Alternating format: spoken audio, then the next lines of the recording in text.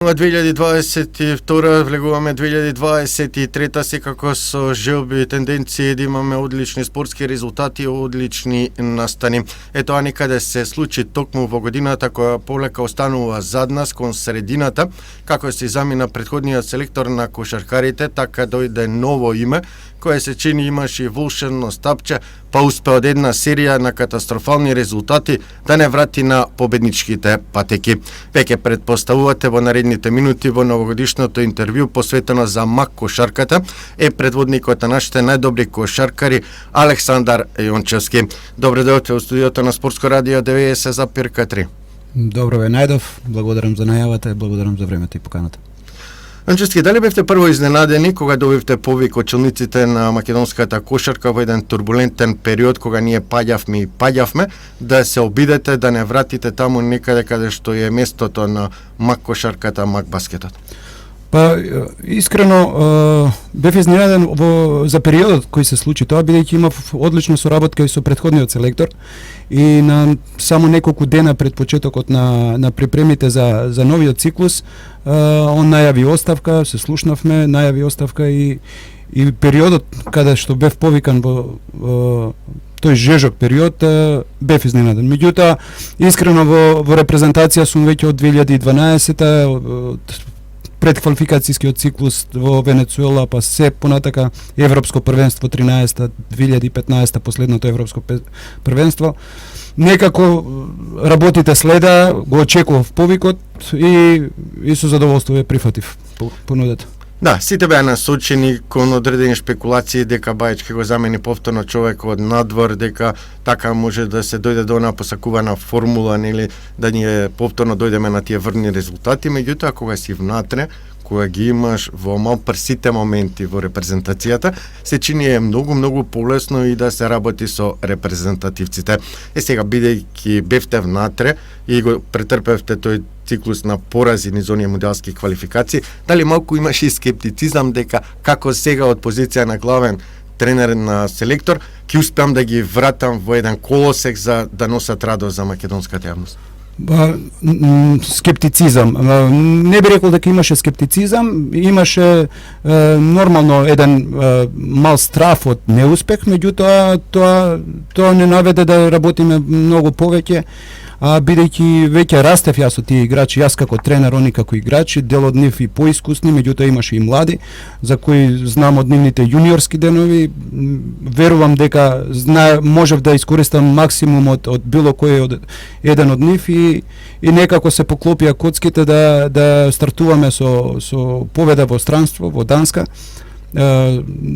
Тежок надпревар, меѓутоа тоа следеше понатаму да им се крене само до вербата на тие играчи, да покажат дека да веруваат сами во себе дека можат и нешто повеќе, па следа и победа Словачка и повторно во последниот прозорец уште две победи против Данска повторно и Норвешка која ни беше толку посакувана, за која треба да ја потврдиме веќе во февруари. Да, веќе задржаме во првиот дел од интервјуто, токму на тој циклус пред квалификации за европското. Рековме скандинавците, два пати ги фрливте на колена. Дали ни лежи тој стил на кошарка, затоа што релативно и тоа не се земји кои имаат богата традиција, меѓутоа имаат квалитетни играчи што настапуваат и во силни европски екипи. Словаците од секоја знаеле да бидат тврд орев. Верувам дека вашата првична анализа за сите репрезентации во нашата група, Норвешка, Словачка и Данска, ви отвори одреден патоказ каде може ние да бидеме подобри. Па секако, да, ние имавме само еден пријателски надпревар пред почетокот на овој циклус, гостувавме во Црна Гора и тоа не комплетни, каде што претрпевме пораз, меѓутоа тој пораз ни ги отвори очите каде мораме да се поправиме и токму тоа што го направивме, односно што го поправивме во наредните тренинзи, ни донесе резултат на првиот надпревар против Данска. Данска и Норвешка, без разлика што никогаш немаат некоја голема историја во кошарката, сепак има квалитетни играчи, Данска поготово, имаат играч кој се надпреварува во Евролигата, нивното првенство исто така со квалитетник во некој од еврокуповите, меѓутоа два тешки надпревари каде што одлучуваше една топка и во гости и на домашен терен во Гебгелија. Меѓутоа среќата, можам да кажем, беше на наша страна, иако надпреварите беа тешки и момците заслужија победа.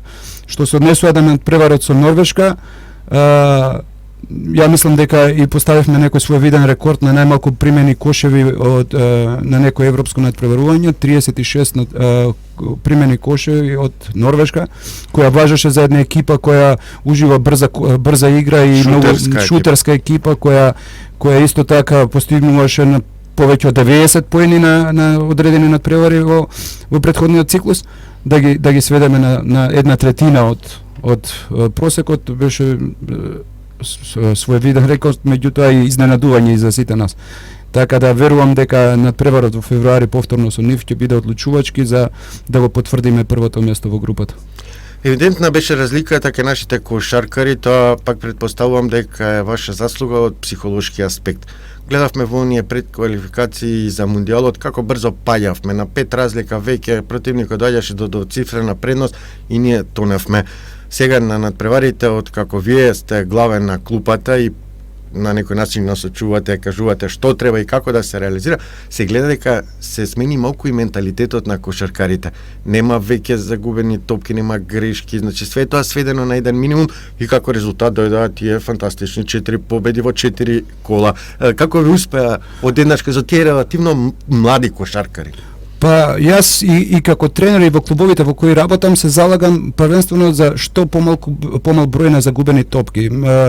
Можеби ќе постигнеме помал број на поени, меѓутоа не сакам лесно продадени топки кои значат понекогаш една топка значи победа или пораз.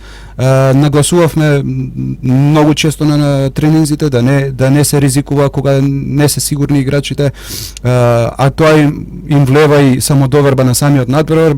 Знаете, и помлад играч кога ќе изгуби една или две топки, па потоа неговите мисли се насочени на друга страна и се губи фокусот, се губи довербата, самодовербата, концентрација и се тоа си влече пат на мотивација кај целата екипа. Успеавме некако да го одржиме фокусот на помалку загубени топки. Имаме, се надевам, добар спој на искуство и млади кои треба дополнително да добијат поголема минутажа и поголема улога во националниот тим. Меѓутоа, сум задоволен генерално како го испочитуваат целиот концепт на припрема за овие надпревари и понатаму како ќе се припремаме, верувам дека ќе имаме успех. Колку TJ Shorts на некој начин го донесе она што го даде Мекелеп за македонската репрезентација која стигнавме до 4-то место во Литванија? Генерално можам да споредам дека улогата на Мекелеп и TJ Shorts можеби скоро идентична во смисла на мотивација, во смисла на превземање одговорност, но не можеме да споредиме сега тоа што го направи Бо Мекелеп на едно европско првенство, каде што Македонија тогаш беше четврто пласирана, каде што имаше огромни победи против Грција, Словенија, против Литванија, каде што беше конкурент за домаќин, конкурент за медал. Со тоа што TJ Shorts го направи на овие два надпревари кои се пред квалификација за европско. Значи многу е далеку споредбата и нивниот успех и нивната улога. Морам да бидам скромен и да кажам тек допрва дека доколку стигнеме на некое наредното што имаме, нашата цел е да стигнеме на тоа европско првенство 2025, па тогаш да мислиме колку би бил он заслужен или дали можеме воопшто да го споредиме. Да, затоа што евидентно е дека сепак требаше еден таков играч за малку да ги раздвижи другите, да не се експлозивност, имаше многу украдени топки, шутеви од невозможни позиции и тоа ги подига веднаш сите околу него, нели, дава еден плюс. Несомнено е дека се работи за квалитетен и одличен играч, впрочем тоа докажуваат и неговите бројки во Лига шампиони каде што се надпреварува неговата екипа Бон. Важи за еден од најдобрите стрелци, најдобри играчи, меѓутоа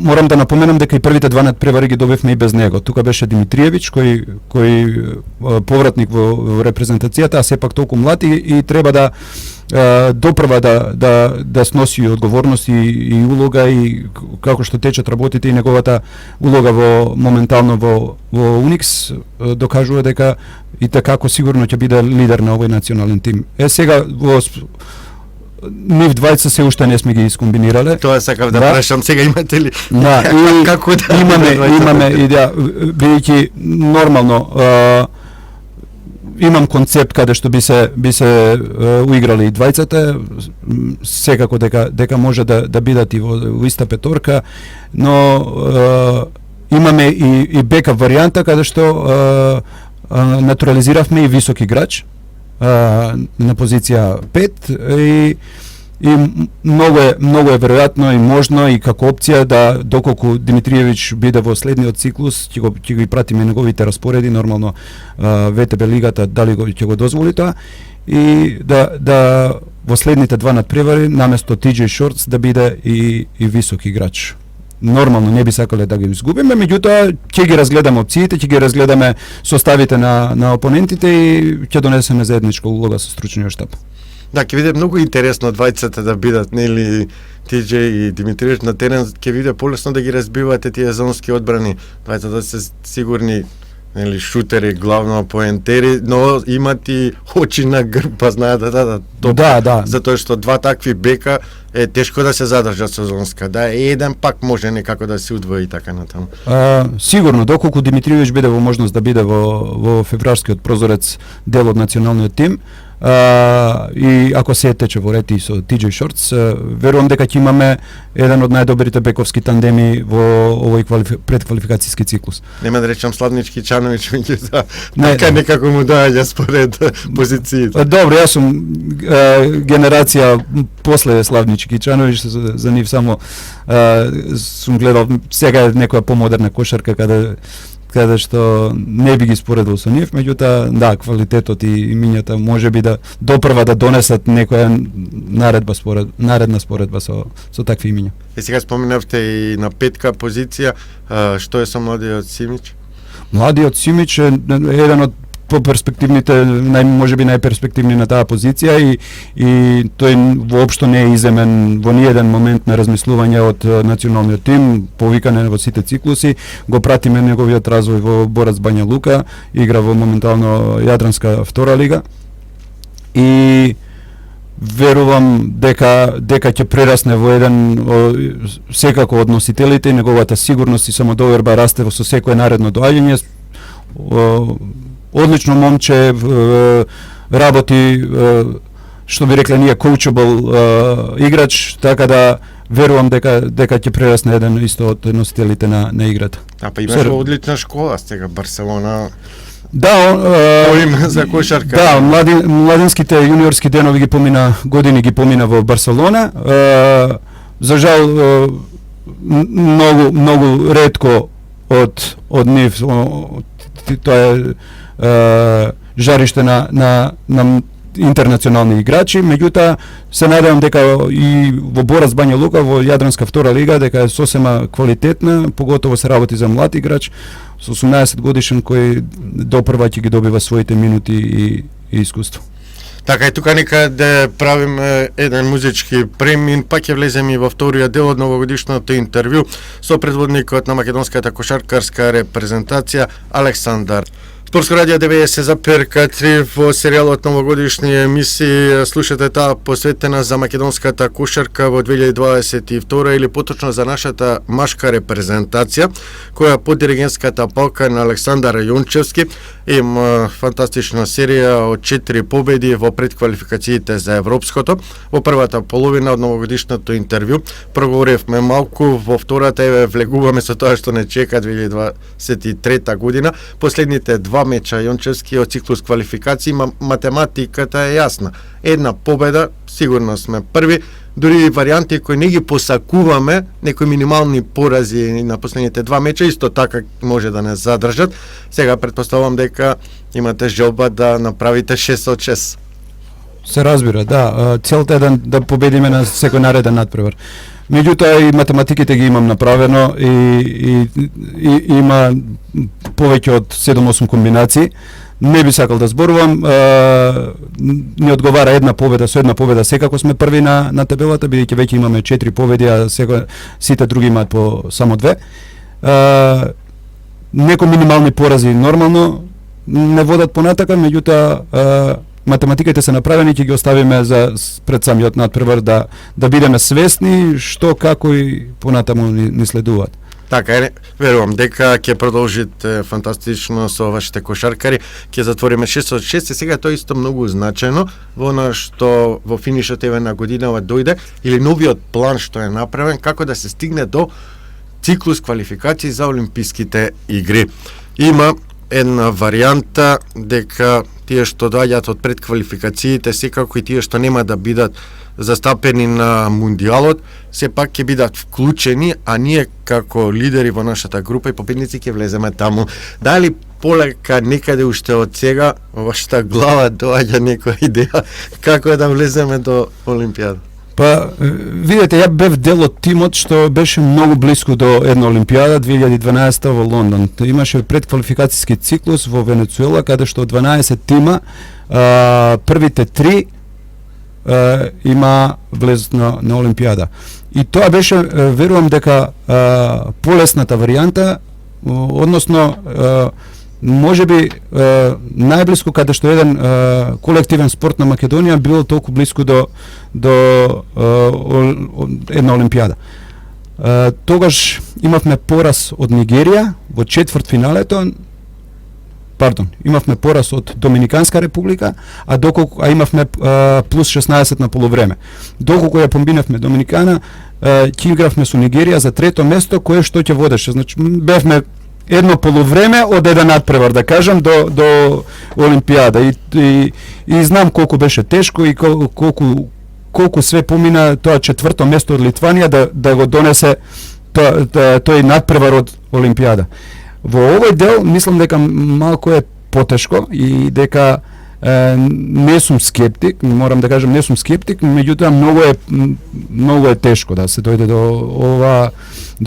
до ваков циклус Олимпијада, каде што се надпреваруваат само врвот од светот и едно скратено светско првенство. Ние не успеавме во квалификации за светско првенство да продолжиме во вториот дел, каде што имавме 6 порази и мораме да бидеме реални дека еден ваков успех би било можеби најголем успех на еден колективен спорт, не само за кошарката на Македонија. Така е, меѓутоа надежта последна умира, квалитетот ќе дојде до израз, тоа е циклус со години, ќе трае уште 2-3, а вие веќе имате базата, го имате косторот на репрезентацијата, предпоставувам, така ќе продолжите, тие кошаркари само ќе се надградуваат, еви помладите што ги споменавме, па и интернационалците со македонски пасош ќе ви бидат тука, значи ќе може веќе да си кроите планови како да се стигне до таа цел, кога веќе има темел од кој се работи. Ќе беше сосема друга ситуација ако ние не бевме во лоша серија па влегувавме во некои директни квалификации. Не може реално да се бара успеси. Во тој поглед ќе оставиме времето да покаже, но тоа што вие покажавте кога дојдовте на селекторската позиција, дека имате систем, имате работа, па на некој начин и ги негиравте и оние скептици што велат дека сте малку млад за таа позиција, а сите знаеме дека вие имате всушност многу долг репрезентативен стаж. Па точно, 2022 мене ме назначија како селектор, а јас сум во репрезентацијата од 2012 точно. Со само еден прозорец кога беше верувам квалификациите за 2017 тогаш не бе во стручниот штаб, а ќе повторам 2012 квалификации за Олимпијада, 13 европско во Словенија, 2015 европско првенство во Хрватска, потоа пред квалификација од 2018 до 2021 бев во стручниот штаб и на Давидков и на Бајич. Така да еден циклус од скоро 10 години без малку сум дел од стручниот штаб на македонската селекција. Да, и тоа ви помогна, рековме и во воведот, да ги постигнете тие заближителни резултати. Проговоривме околу овој циклус тековен пред квалификациите за европското. Сега потоа како ќе се реализира оној втори дел, малку да објасниме за нашите слушатели, затоа што ние се навикнавме до пред 10 години да бидеме само во квалификации и толку е. Одиме или не одиме? Да. Првите екипи од овие три групи продолжуваат понатаму, каде што сите оние што ќе отпаднат од светското првенство, 32 екипи се во 8 групи и по 4 екипи. Секоја група, првите 3 одат на Европско првенство. Значи 8 ќе испаднат од 32, Европското првенство 2025 било 24 екипи. Така да доколку ја поминеме ова каде што треба да бидеме први од 4, во вториот дел треба да бидеме меѓу првите 3 од 4. Нормално, потешки на опоненти и посилни групи, меѓутоа пореални шанси, односно изгледи дека можеме да поминеме група. Нормално ќе зависи и ждребот, одредена среќа со кого би биле. Има опција сега, бидејќи се и 4 домаќини, можно е да биде некој домаќин во нашата група, како што беше тоа случај за претходното европско. Тука се Кипар, Полска и две скандинавски. Да, мислам дека во таа ситуација ќе ни одговора каде и да играме ние, без разлика нели кој ќе биде домаќин на тие квалификацијски групи, меѓутоа тоа што рековте, жребката ќе биде. Жребката ќе биде битна, доколку имаме некои од домаќините во група, тогаш значи 2 од 3 ќе идат, а не 3 од 4, процентите се намалуваат и нормално дека шансите се помали. Меѓутоа, да, оптимисти сме дека најпрви гледаме да влеземе во тие квалификацијски циклус, да завршиме успешно овие предквалификации во февруари, а потоа во период од наредни скоро 2 години ќе бидат тие квалификацијски прозорци каде што се надевам ќе продолжиме.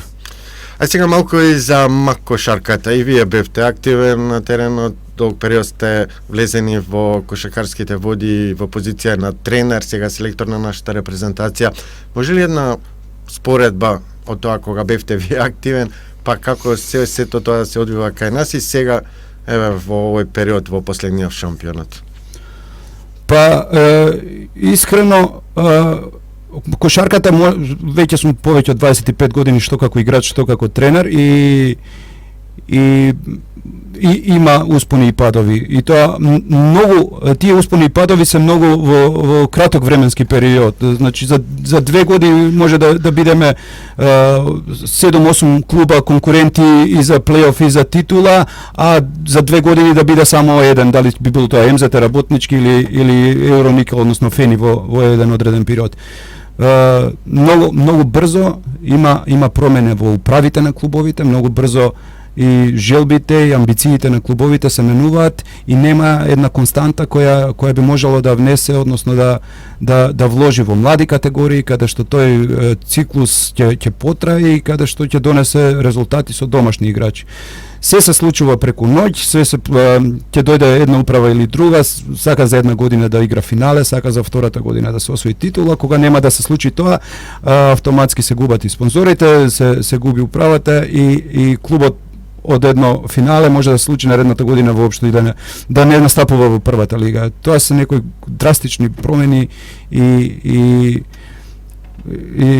ситуации кои што воопшто се негативни за развој на кошарката, за популација на кошарката, и мене ми е жал што веќе кошарката не е на број 1.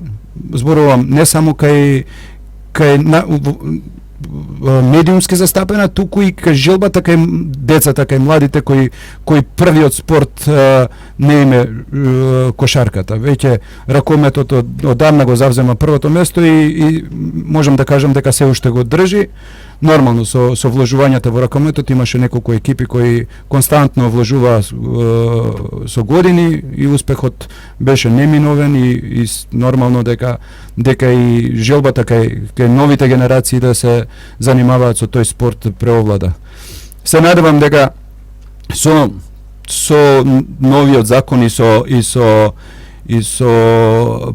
преформулирање на клубовите во акционерски друштва, дека ќе бидат поконстантни и дека ќе имаат некој концепт кој ќе биде по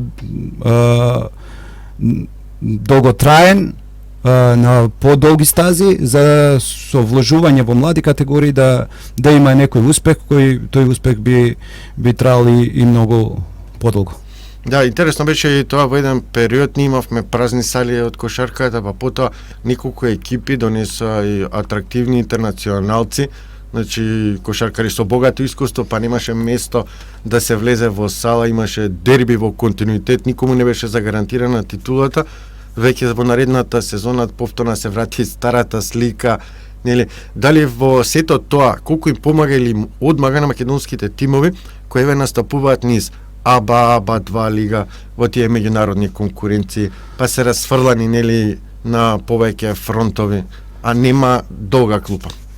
Па секако дека не им помага, бидејќи самото тоа дека нема долга клупа и дека се работи за играчи кои можат да донесат резултат 7-8 играчи во ротација, да играат среда или сабота, па тука се патувања, тргнувате во вторник, се враќате во четврток, веќе во сабота имате нов надпревар и квалитетот не е како што бил порано и не можеме да споредиме или да бараме полни сали или да бараме дека некој би сакал да дојде и да плати карта и за да гледа убава кошарка.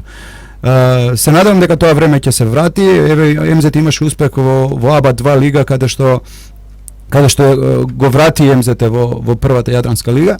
Меѓутоа еве повторно имаме еден пат каде што на неколку последни надпревари што успев да ги гледам на телевизија, каде што нема ни навивачи, ни љубители и освен оние евролигашки тимови кои ќе наполнат салата, сепак дел од навивачите се дојдени да го видат противникот, а не домашниот тим. Верувам дека ќе се врати повторно со еден концепт кој на подолги стази и дека повторно ќе бидат полни салите како што претходно биле и верувам дека и заинтересираноста на младите генерации ќе биде повторно број 1 кошарката во Македонија. Може би таа неконстантност во кошарката со квалитет од една генерација која дојде до четвртото место на европското првенство придонесе да ние полека се спуштаме и на скалата на ФИБА во рангирањето и сето тоа да дојдеме до неуспешни циклуси, да не одиме ниту на европски, да не говорам нели за светски шампионати. Сега како и вам на некој начин тоа и ви одмага во регрутирање на нови кошаркари, нови млади сили? Па мораме да бидеме реални кога ќе споредиме тоа четврто место на Македонија 2011, бидејќи во тој момент националниот тим беше составен од 7 или 8 интернационалци. Имавме Бо Мекелеп кој беше одреден период најдобар играч во Европа прогласен, година две или покасно. Перо Антич кој потоа замина во NBA. Тодор Гечевски кој се уште ги држи рекордите во јадранската лига во регионално надпреварување со не толку изиграни надпревари, а апсолутните бројки се уште на листа на топ скокачи, на топ играчи по индекс. Потоа Ѓорѓи Чековски, исто одреден период интернационалец. Владо Илиевски, да не го забораваме, со една одлична кариера од сите европски клубови кои конкурирале за Final Four. Предраг Самарџијски, една плејада на играчи кои се и tekako фигурираа во европската кошарка. Моментално ние нашиот национален тим кога ќе го направиме списокот од топ 15 или топ 16, имаме еден или двајца интернационалци. И следствено на тоа и мораме да го бараме и успехот на нашиот тим и да зацртаме што е успех. Ние не можеме повеќе да се споредуваме со четвртото место 2011 кој било повеќе од 10 години и каде што немаме ни еден активен играч од тоа, односно имаме браќата Стојановски кои се уште дел од национален тип, односно само во еден во овој момент и имаме една целосна нова генерација која треба да ги најдеме и да ги препознаеме и да бидат фактор во европската кошарка каде што и би можеле да бараме некој сличен успех како тоа четврто место, ако не и поголем. Така, и сега има многу тешко на нашите кошаркари. Дефинитивно, ако нема таков квалитет како и мината што ги споменавме од типот на Антич, Гечевски, Чековски, нели, да излезат надвор, тогаш мора да останат и на некој начин се ограничени да настапуваат главно во домашното првенство, а меѓународното искуство да го барат низ АБА лигата, затоа што ние не учествуваме ниту во Лига на шампиони, ниту во европските купови. Сега тоа е можеби друга тема, меѓутоа е факт кој на некој начин само го потврдува вашиот успех како селектор на нашата кошаркарска репрезентација. Ние со домашни сили доаѓаме до една серија на победи, одиме напред, се движиме кон европското првенство. Сега ќе искористам само дел и за женската кошарка. Знаеме дека, сакали или не, сте пак ја следите, вие соработувате и со сите селектори во репрезентациите, и таму имавме одреден пат, па некои блескави моменти во меѓународни рамки. Сега повторно доаѓаме до еден статус кво. Ке може ли таму некако евентуално да се тргне напред? Па верувам дека може, да, ги пратам и не само тие селектори, ја ги пратам сите тренери, бидејќи сум претседател на Сдружение на тренери на Македонија и соработуваме со сите. Да, во овој момент и ме радувам моментот што имаме и најголем број на интернационалки сега, кои нивното искуство верувам дека ќе го преточат во успех што би бил значаен за македонската женска кошарка во овој момент. Полека имаме некој напредок, имаше некои надпревари каде што се губеа со огромна разлика, меѓутоа има и надпревари каде што има блесок што ги враќаат и надежите и мотивацијата кај женската кошарка, дека имаме тло и за таков успех. Јончевски, полека во финишот на ова новогодишно интервју, вие сте ангажирани надвор од татковината, работите како тренер. Какви се плановите? Ќе останувате уште долго во Трепче или пак можеби се појавува некоја понуда во меѓувреме? Привлековте внимание дефинитивно како нов селектор на нашата репрезентација што донесе успеси. Да, во периодот кога ме назначија за селектор, ја бев без ангажман. Да, ми заврши едногодишниот ангажман со Гостивар, претходно бев во Гевгелија 2,5 години. И понудата што дојде од Трепча, најпрви не ја сватив толку сериозно, додека не ми беше образложено на маса дека се работи за доста сериозен клуб кој имаат амбиции после 10 години да бидат шампиони повторно. И ростерот кој го имаат и амбициите и управата на неколку состаноци ми го потврдија истото со оглед на тоа што еве ангажиравме играч со NBA искуство, повторно бараме да ангажираме уште еден, значи има неколку промени, се вративме, игравме финале пред 10 дена на Суперкуп. На Косово имаат еден куп повеќе, не е како кај нас само февруари купот и првенството, туку и Суперкуп кој учествуваат 8 екипи со одлична медиумска покриеност и маркетинг, така да стигнавме до финале. За жал финалето го изгубивме, меѓутоа амбициите на клубот се големи и целиме да освоиме титула после пауза од повеќе од 10 години и таму. Значи останувате во тие проекти, тие амбиции на клубот? Мене желбата ми беше... Сакате да одите можеби на друга локација, не знам, ако преговарате нешто да откриеме ексклузивно за нашите слушатели. Моментално не преговарам, затоа што фокусот ми е Трепча, со нив сум моментално викендов сум во Скопје, бидејќи имавме надпревар во четвртокот и победивме на тој надпревар и верувам дека ќе го завршам договорот таму, бидејќи условите се одлични и амбициите се сериозни. Мојата желба беше интернационална кариера. Првото интернационално искуство ми беше во Србија. Сум задоволен од тој предизвик. Верувам дека понатаму, доколку се има некоја сериозна понуда, дека би можело да се промени и таа средина. Така, јас не се сомневам дека ќе дојде посебно кога ќе ги однесете нашите кошаркари на Европско првенство. Господин Јончевски, благодарам што бевте дел од серијалот на емисии новогодишни на програмата на Спортско радио 90,3. Тука ми останува да ви пожелам среќна нова година, како на приватен, така и на професионален план. Ви благодарам и на вас, ви посакувам и среќни празници вам и на слушателите на Спортско радио.